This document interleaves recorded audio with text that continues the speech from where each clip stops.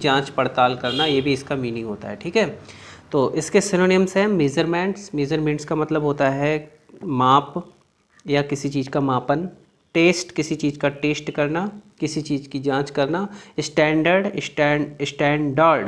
Standard का मतलब होता है मानदंड। और नेक्स्ट है टच स्टोन, और टच स्टोन का मतलब होता है कसौटी। इसके एंटोनिम्स हैं फैंसी, फैंसी हो गया, फैंसी का मतलब होता है असामान्य। और नेक्स्ट वर्ड हमारा है प्रोबेबिलिटी, प्रोबेबिलिटी का मतलब होता है संभावना। और इसके बाद नेक्स्ट है हैप्पैज़ार्ड, हैप्पैज़ार्ड का मतलब होता है लापरवाह या हम कह सकते हैं अव्यवस्थित। नेक्स्ट वर्ड है कंजेक्टर, कंजेक्टर का मतलब होता है अनुमान। कंजेक्टर का मतलब क्या होता है, किसी चीज़ का अनुमान। तो ये सारे इसके एंटोनियम्स हो गए। अब नेक्स्ट वर्ड हमारा है कोबटस।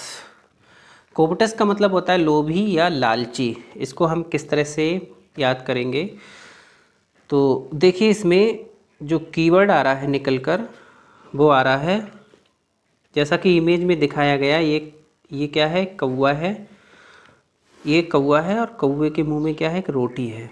तो इसमें कीवर्ड आ रहा है निकल कर CO सेकंड बी कौवे, कौवे, ठीक है, कौवे। तो आपने देखा होगा कौवे जो होते हैं वो कैसे होते हैं, बहुत लोभी होते हैं और लालची होते हैं। जब भी उनके सामने कोई रोटी फेंकी जाती है तो रोटी बहुत ही जल्दी वो रोटी को पकड़ लेते हैं। ठीक है, तो ये कैसे होते हैं, बहुत लोभी या लालची होते हैं। तो इस ट्रिक से हम इसको मेमोराइज कर सकते हैं।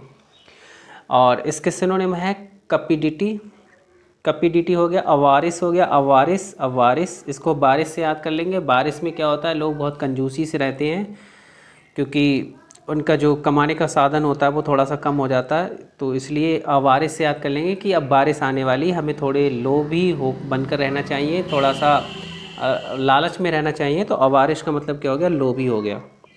नेक्स्ट वर्ड हमारा है ग्रीड, ग्रीड का मतलब भी लोभी या लालची होता है। इसके बाद है बोरासिटी। तो ये सारे इसके सिनोनिम्स हो गए। एंटोनिम्स इसके हैं लिबरलिटी, लिबरलिटी का मतलब होता है उदार भाव। और नेक्स्ट वर्ड है वेनोब्लेंस, वेनोब्लेंस वर्ड को प्रीवियस वीडियो में मैंने मेमोराइज कराया था, किस तरह से कराया था। इसमें 2 रूट वर्ड है, एक बैन है और इस बैन का मतलब होता है गुड, इसका मतलब गुड होता है। और ये जो बोल होता है, इस बोल का मतलब होता है टू बिस, इसका मतलब होता है टू बिस, मतलब किसी के लिए अच्छी बिस करना क्या कहलाता है, बेनोबलेंस कहलाता है। इसका हिंदी मीनिंग होता है भलाई, भलाई या परोपकार भी कह सकते हैं। सेल्फलेस, सेल्फलेस हो गया। इसके बाद मैग्नोनिमस, मैग्नोनिमस का मतलब हो गया उदार चरित्र, दयालु हृदय वाला या उदार भाव वाला।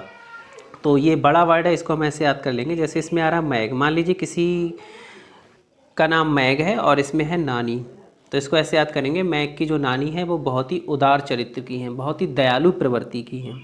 तो ऐसे इसको मेमोराइज कर लेंगे। और क्या होता है, नानी या दादी जो होती हैं वो वास्तव में कैसी होती हैं, उदार चरित्र की होती हैं, बहुत दयालु होती हैं।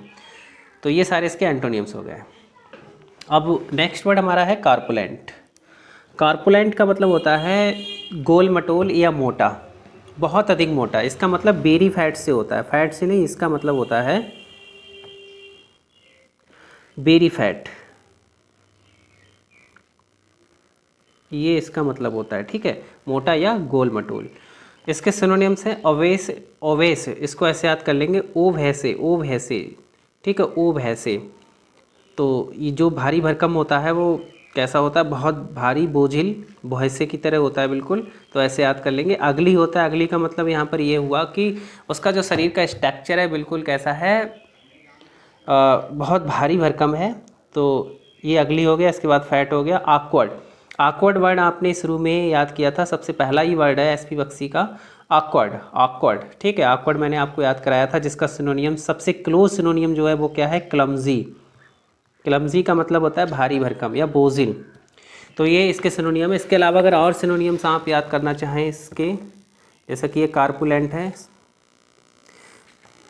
तो SP बख्शी में केवल ये 4 सिनोनियम्स दिए हैं। PO,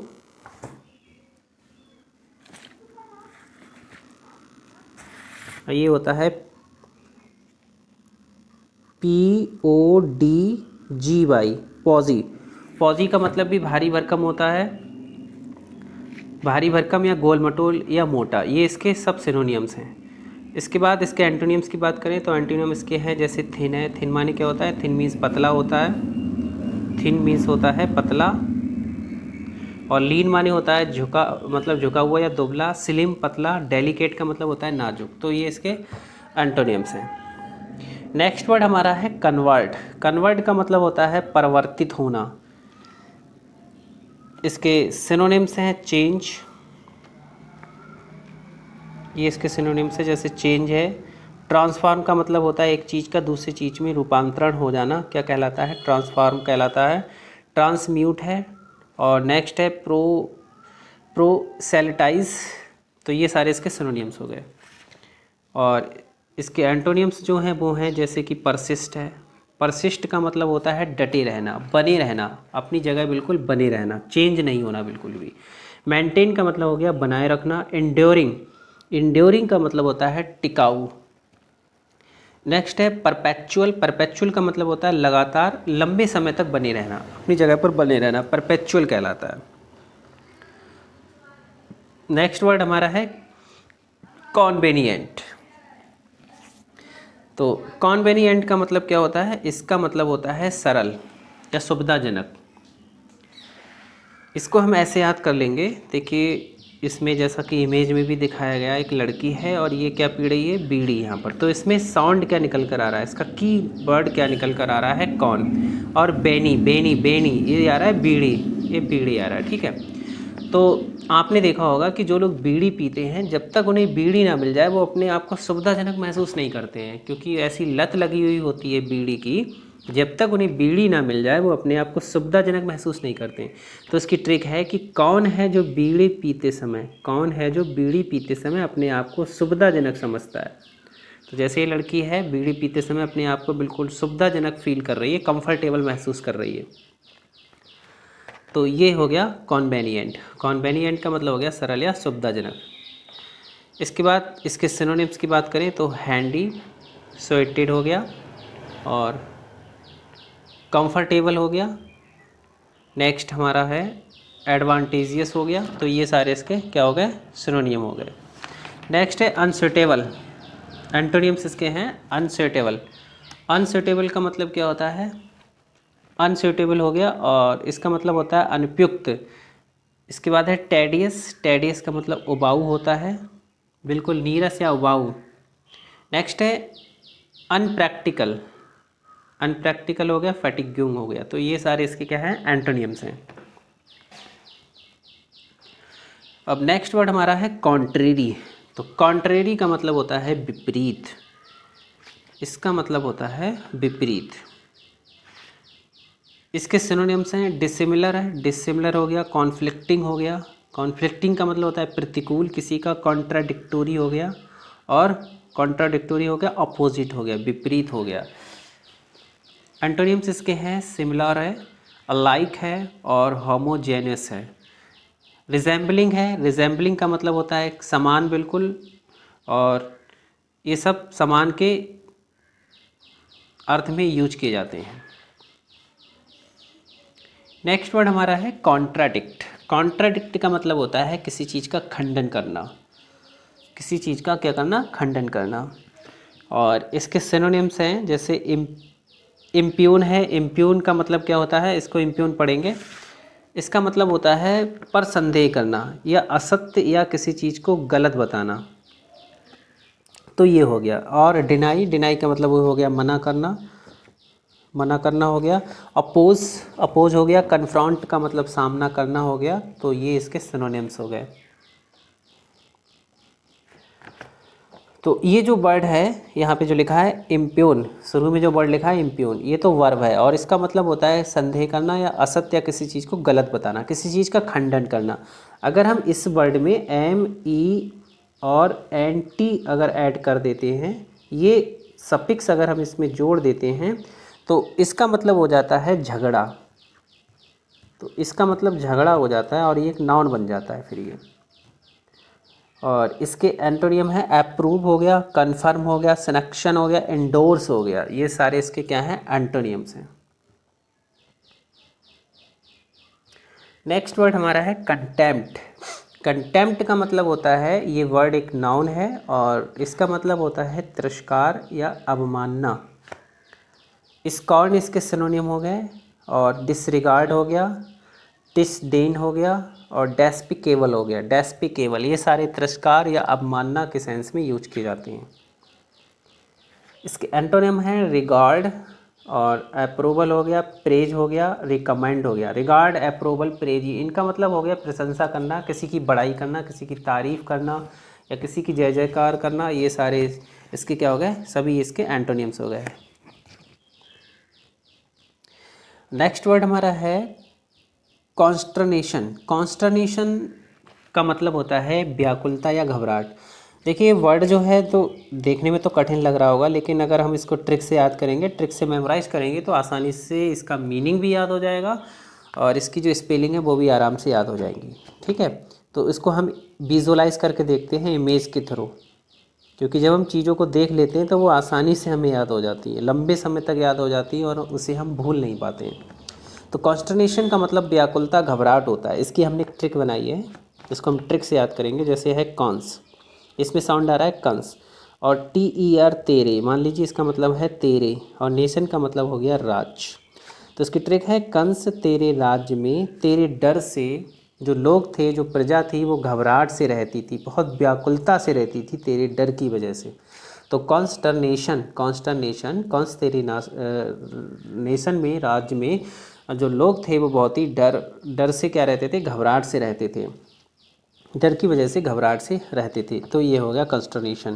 जैसा कि इमेज में भी दिखाया गया है, देखिए इमेज में देखिए ये प्रजा जो है, ये जो प्रजा ये वाली, ये प्रजा जो है कंस के डर से बड़ी व्याकुलता से और घबराहट के साथ बैठी हुई है। तो ये वर्ड आपको अच्छे से मेमोराइज हो जाएगा। इसके बाद है फियर, भय होता है। डिस्मे का मतलब निराशा होता है। डिस्मे का मतलब वही व्याकुलता या घबराहट होता है। इसको हम दिस का मतलब 10 कर लेंगे, ये मई कर लेंगे, मई का महीना।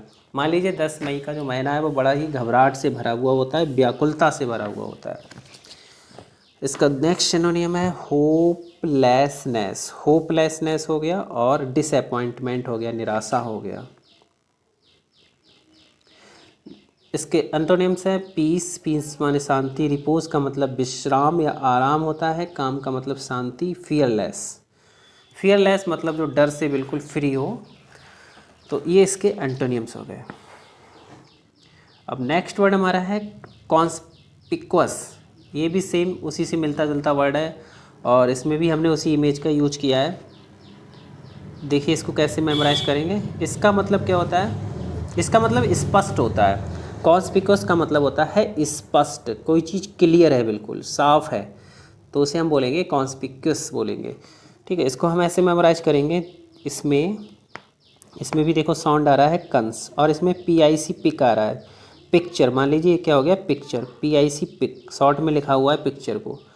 तो इसकी ट्रिक है कॉन्स के अत्याचार पिक्चर में, ये जो पिक्चर है, ये जो तस्वीर है, इसमें क्लियर दिख रहा है, बिल्कुल क्लियर दिख रहा है इसके अत्याचार। ये इसके सैनिक जो हैं वो जो बेगुनाह लोग हैं उनको मार रहे हैं। तो ऐसे हम इसको मेमोराइज कर लेंगे। तो इसका मतलब होता है क्लियर या स्पष्ट। इसके सिनोनिम्स हैं डिस्टिंग्विश्ड हो गया, प्रोमिनेंट हो गया और ओबियस हो गया। ओबियस का मतलब भी स्पष्ट होता है, क्लियर होता है, विजिबल होता है। एक वर्ड होता है LUCID, ल्यूसिड। ल्यूसिड का मतलब भी क्लियर या स्पष्ट होता है। शुरू में आपने एक वर्ड और पढ़ा होगा SP पक्षी में, आपको बताया था ऑपरेंट। ऑपरेंट का मतलब भी स्पष्ट या क्लियर होता है। ठीक है, स्पष्ट या क्लियर होता है। इसको भी मैंने ट्रिक से समझाया था ऑपरेंट वाले वर्ड को। और ये इसके एंटोनियम्स हैं, जैसे कॉन्सील्ड है। कॉन्सील्ड का मतलब किसी चीज़ को छिपा देना, गुप्त करना। गुप्त, कोई चीज़ गुप्त है। मतलब कंसील्ड है, गुप्त या छिपी हुई है। ऑब्सक्योर, अस्पष्ट है, ऑब्सक्योर है, हिडन, छिपी हुई है। अनअपरेंट, ये जो अपरेंट अभी वर्ड मैंने बताया था ऑपरेंट, इसी का ये एंटोनियम है UN, अन प्रीफिक्स से जोड़कर बना है अनअपरेंट, जिसका मतलब होता है अस्पष्ट। तो 59 वर्ड्स तक हम SP बख्शी के जो वर्ड्स हैं, सिनोनियम एंटोनियम्स वाली जो सीरीज़ चल रही है, वहाँ तक हम कवर कर चुके हैं। और इससे जो नेक्स्ट वीडियो हम लेके आएंगे, इससे अगले के वर्ड्स लेके आएंगे।